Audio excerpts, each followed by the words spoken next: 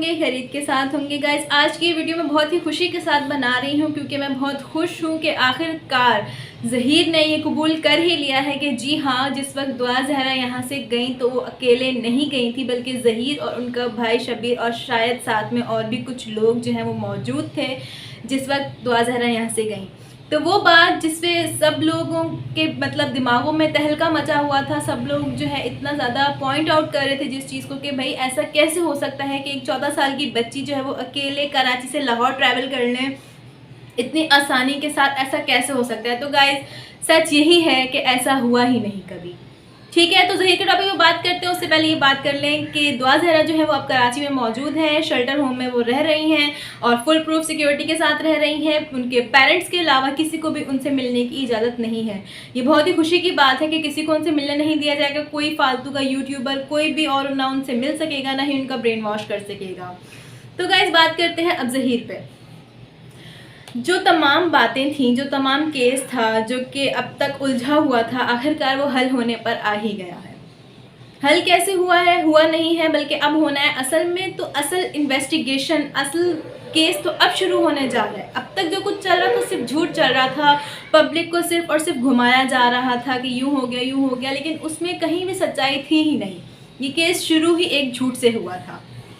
दुआ ज़हरा यहाँ से कभी अकेले गई ही नहीं थी और आज आखिरकार ज़हीर ने खुद अपने मुंह से एतराफ़ कर लिया कि जी हाँ, मैं यहाँ कराची में मौजूद था। अच्छा, अब ये हुआ कैसे?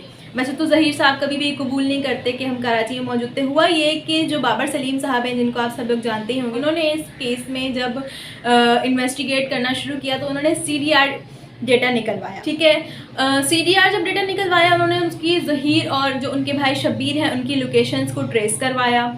अच्छा, लोकेशन जब ट्रेस हुई तो पता ये चला कि वो कराची में उस वक्त मौजूद थे जब दुआ ज़हरा यहाँ से गई। वो उनकी लोकेशन कराची की ही शो कर रहा है। सिर्फ और सिर्फ 2 घंटे के लिए वो कराची में मौजूद थे, यानी कि वो कराची आए, उन्होंने और कुछ नहीं किया, सिर्फ और सिर्फ दुआ ज़हरा को लेने के लिए वो लोग कराची आए थे।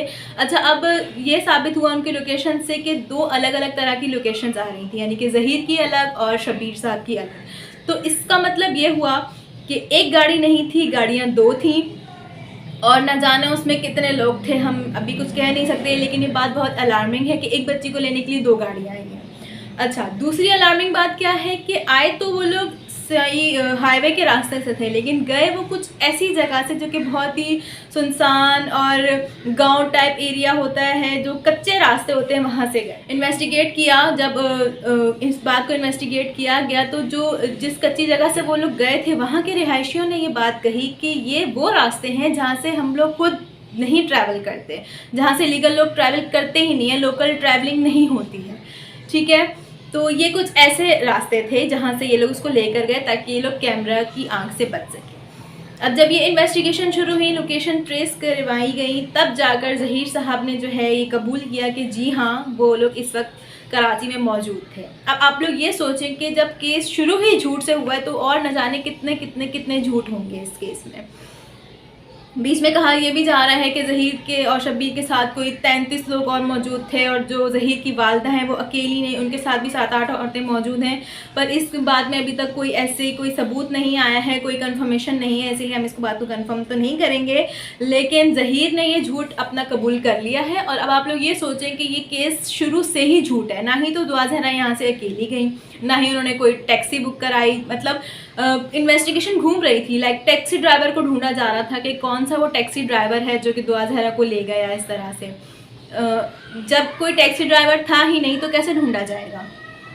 तो फिर जब बाबर सलीम साहब ने इस बात को इन्वेस्टिगेट किया, टेक्निकल तरीके से इसको देखा कि चलो हम चेक करते हैं, लोकेशन ट्रेस करवाते हैं। जब लोकेशन ट्रेस की गई तब ये बात साबित हुई कि दुआ ज़हरा यहाँ से अकेली नहीं गई। ना वो यहाँ से अकेली गई, ना ही वो अपनी मर्ज़ी से गई। हो सकता है किसी तरह से ट्रैप किया गया हो उन्हें, क्या कहा क्या कहकर निकलवाया घर से वो तो अल्लाह जानता है। और अब इस केस को ठीक तरीके से जो है वो हल किया जाएगा, इन्वेस्टिगेट किया जाएगा। अब एक एक करके सारी हकीकतें खुलेंगी। तो आप सब लोगों की तरह हमें भी बहुत इंतज़ार है इस केस के हल होने का कि अब ये केस किस तरफ जाएगा, अब इस केस की क्या हकीकत निकलेगी। असल इन्वेस्टिगेशन अब शुरू होने जा रही है। वो तमाम लोग जिन्होंने इस केस को बहुत ही सिंपल रुख देने की कोशिश की, ये कहा गया कि दुआ ज़हरा अपनी मर्ज़ी से चली गई, और वो सारे जो गड़बड़ और खिचड़ी थी उनको बहुत ही रिलैक्स तरीके से कि नहीं ऐसा हो जाता है, ऐसा सब कुछ हो सकता है, बहुत ही उसको कवर करने की कोशिश की गई। उन तमाम लोगों की सारी कोशिशें जो हैं वो अब नाकाम हो चुकी हैं और ये साबित हो चुका है कि दुआ ज़हरा अकेली यहाँ से नहीं गई हैं। यानी कि अब आप ये लोग ये सोचें कि इस केस में कितने और झूठ होंगे। अब आप ये सोचें कि उस बच्ची को किस तरह से उनको ट्रैप किया गया होगा, किस तरह से उससे ये बातें निकलवाई गई होंगी। क्योंकि जब दुआ ज़हरा सामने इंटरव्यू में ही कहती थी कि मैं खुद गई हूँ, तो आप लोगों ने देखा होगा वो बहुत ही कॉन्फिडेंस के साथ ये सब कहती थी। तो न जाने किस तरह उसको ट्रेस किया गया, न जाने किस तरह उसको डराया गया, धमकाया गया कि वो ये सब बातें कहने पे मजबूर थी। कोई भी किसी भी बात में सच्चाई मौजूद नहीं है। अब इस केस की असल हकीकत खुलेगी और इंशाअल्लाह ताला हम आपको साथ साथ अपडेट करते रहेंगे। तो जो लोग भी इस केस को शुरू से देख रहे हैं उनके लिए बहुत ही खुशी की बात है कि अब ये केस इंशाल्लाह हल होने जा रहा है। बस अब दुआ ये है कि इसको ठीक तरीके से आगे भी इन्वेस्टिगेट किया जाए और इस केस को जल्द से जल्द हल कर लिया जाए। तो मिलते हैं आपसे अपनी नई वीडियो में नई अपडेट के साथ। अपना बहुत सारा ख्याल रखिएगा। अल्लाह हाफिज़।